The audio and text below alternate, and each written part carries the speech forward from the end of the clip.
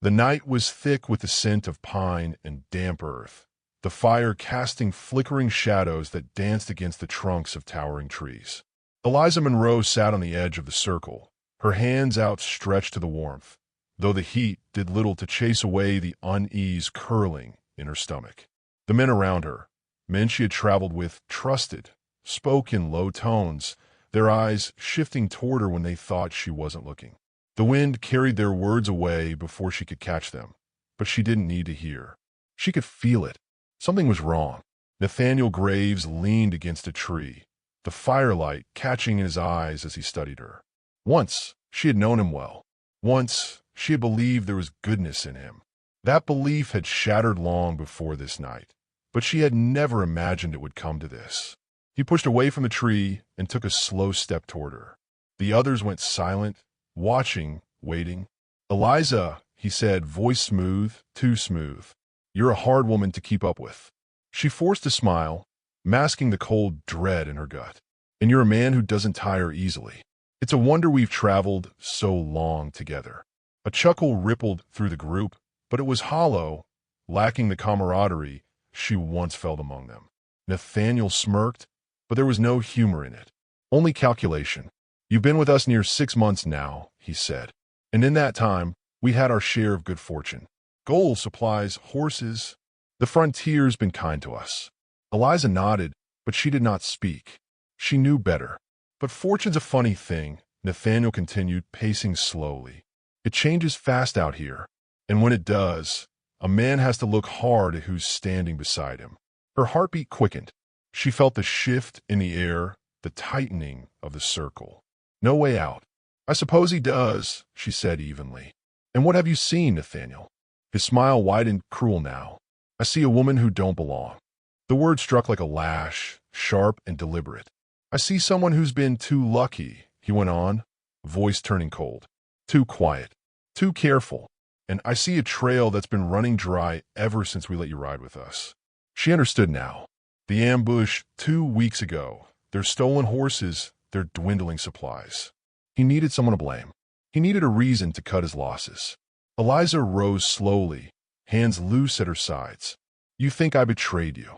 "I don't think, darling," Nathaniel said. "I know. It happened fast." Rough hands seized her from behind, yanking her arms back. She struggled, twisting, but they were too strong. Nathaniel stepped closer, so near she could smell the whiskey on his breath. "You played us," he murmured. "And now it's time you learned what happens to traitors." The ground vanished beneath her. She fell, the world spinning into darkness, and then she hit the earth with a force that knocked the breath from her lungs. Dust rose in a choking cloud. Pain jolted through her limbs, sharp and immediate. Above, Nathaniel peered down, his face a mask of cruel satisfaction. "Give my regards to the wolves." Then he was gone, the firelight vanishing, the night swallowing her whole. Eliza gasped for air, coughing against the dirt and pain. The pit was deep, too deep. Her hands scraped against rough earth as she pushed herself up, heart hammering. Then she heard it, a low growl. She turned slowly. The wolf lay in the far corner, half hidden in the shadows. Its ribs jutted beneath matted fur, eyes gleaming with feverish hunger. It had been trapped here for days, left to starve. And now, with new prey before it, survival instincts overrode exhaustion. Eliza stayed still. The wolf's growl deepened, claws scraping against the dirt as it dragged itself forward. She reached out, fingers brushing against the ground, searching. A bone, old, brittle, her only weapon. The wolf lunged. She moved on instinct, rolling, bringing the bone up just as teeth snapped inches from her face. The jagged end plunged into its throat. A terrible sound, part snarl, part gurgle, filled the pit as the animal collapsed against her. Blood soaked in her clothes, hot and sickly. For a long moment, she didn't move.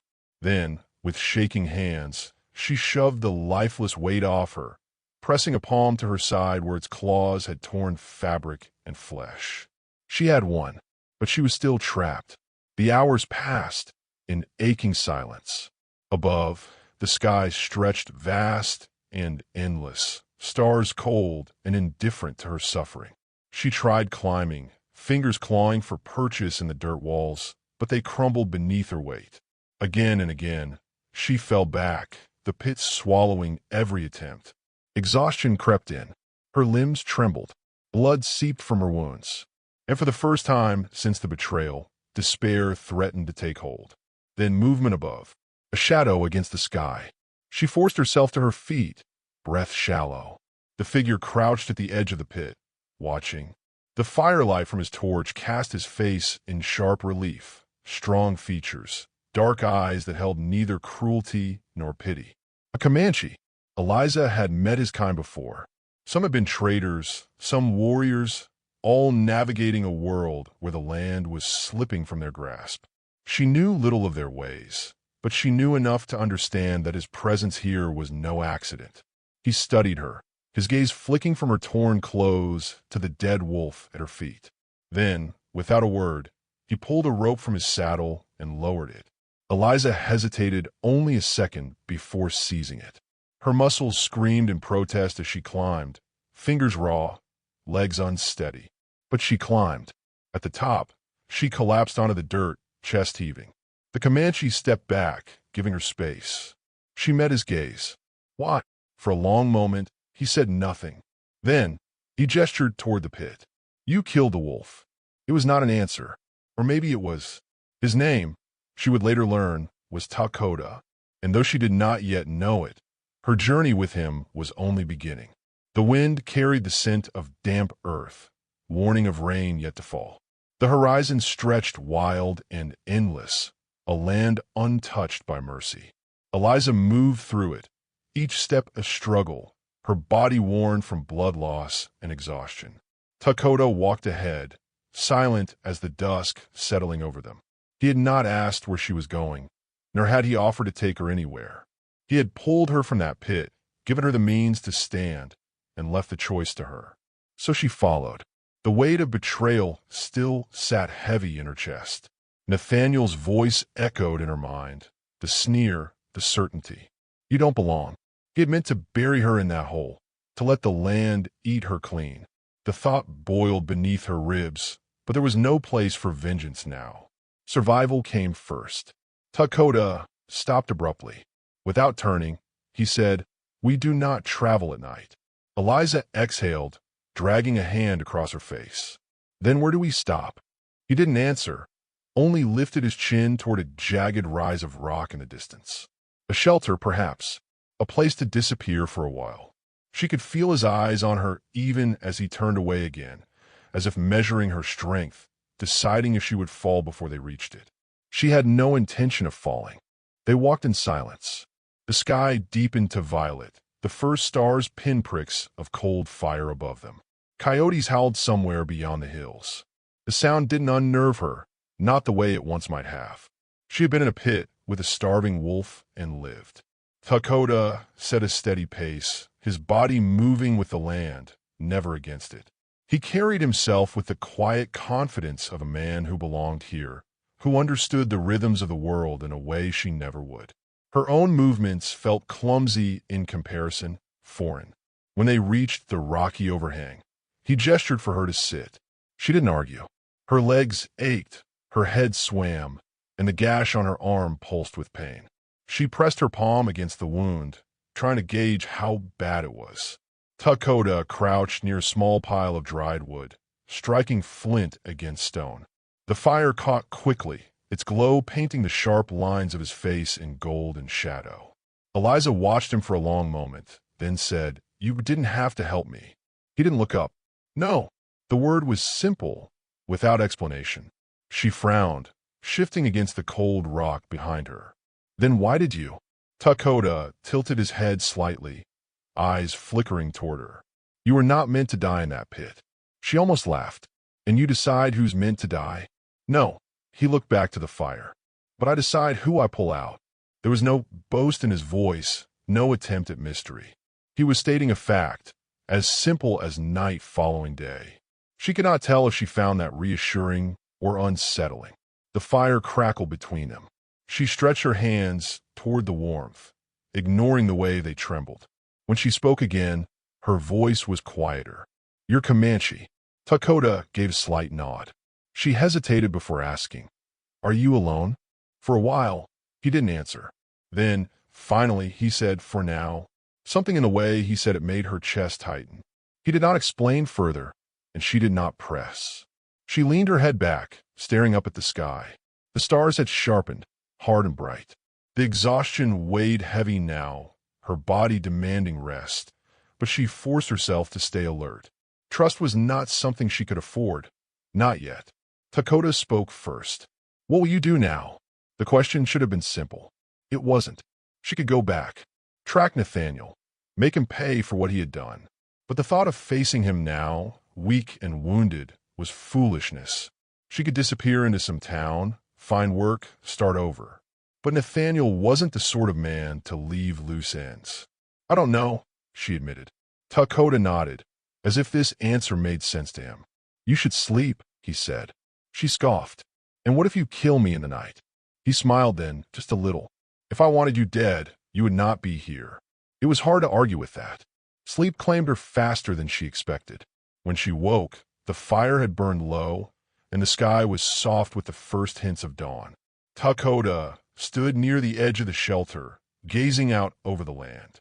His back was to her, but she knew he had been awake long before her eyes had opened. She pushed herself up, wincing at the stiffness in her limbs. "You don't sleep much, do you?" He turned slightly, his expression unreadable. There is much to watch.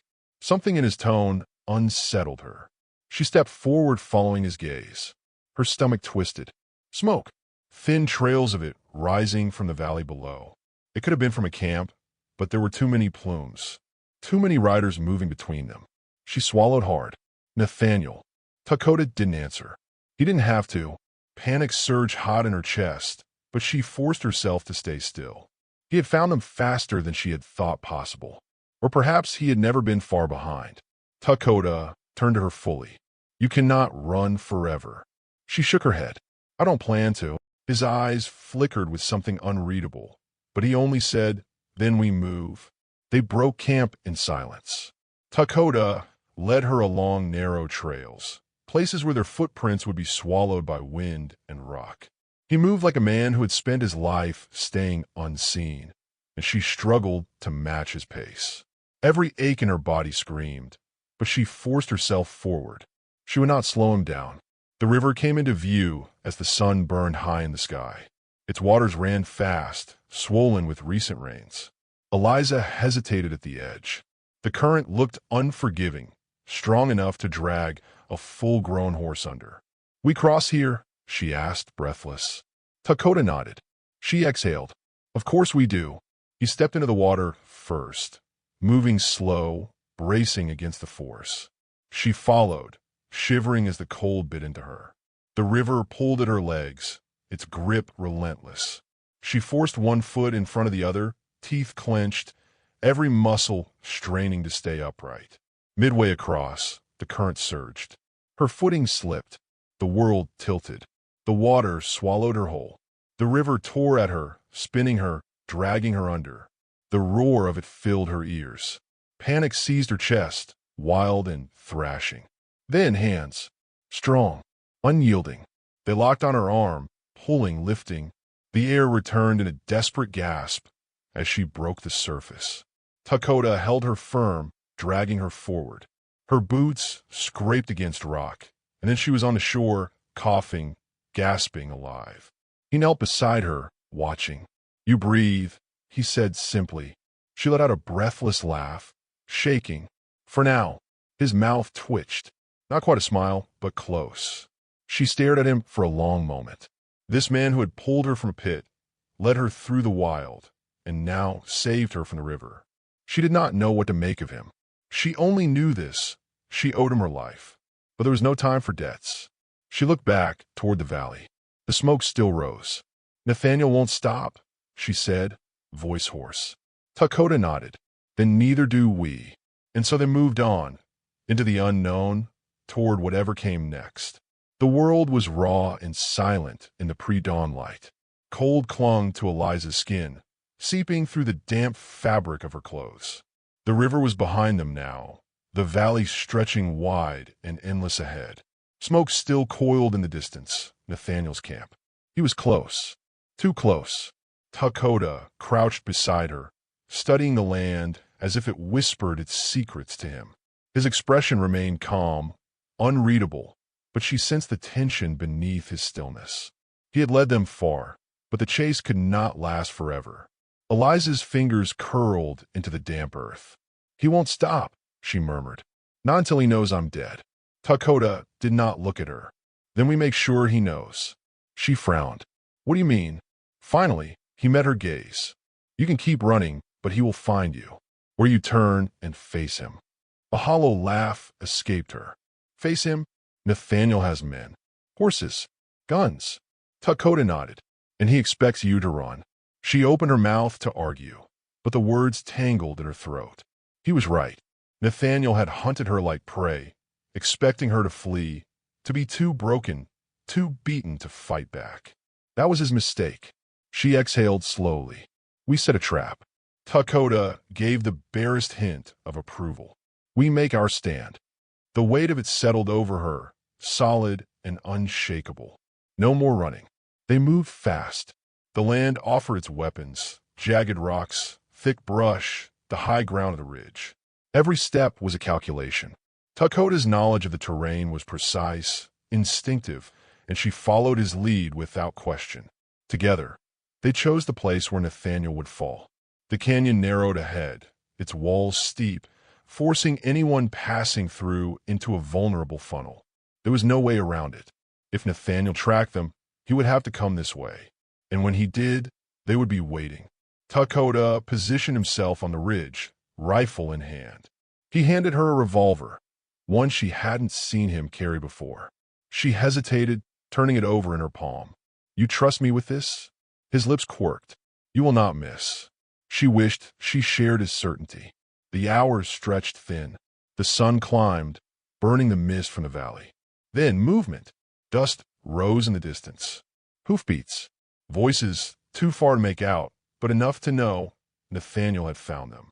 Eliza steadied her breathing, gripping the revolver tight. She had always thought fear would cripple her in a moment like this, but now it sharpened her. Every sense flared to life, every second stretched taut. The first rider entered the canyon, then another, and another. Nathaniel rode at the center, his expression dark with certainty. Eliza took position behind the outcrop, heart hammering. Then she stepped out. The second he saw her, his eyes widened. Shock flickered across his face, quickly swallowed by something colder. Well, he drawled, pulling his horse to a stop. "I have to say, darling, you're full of surprises." Eliza lifted the revolver, steady. "So are you. I never expected you to come looking for a ghost." He smirked, but there was an edge to it now. "You always were a stubborn one. Should have done you and myself." His men shifted, hands twitching toward their guns. Dakota's rifle cracked. One of Nathaniel's men jerked, falling sideways from his horse.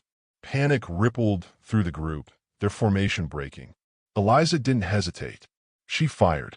The shot clipped a man's shoulder, sending him reeling. Chaos erupted. Nathaniel snarled, wheeling his horse around. "Kill them."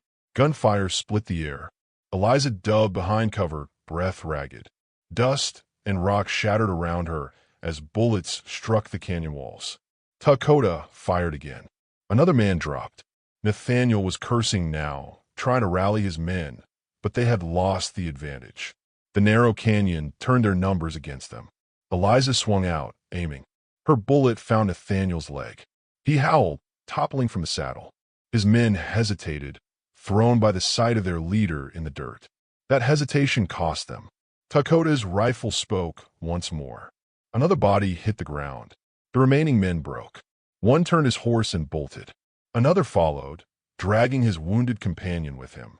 Nathaniel groaned, clutching his bleeding leg.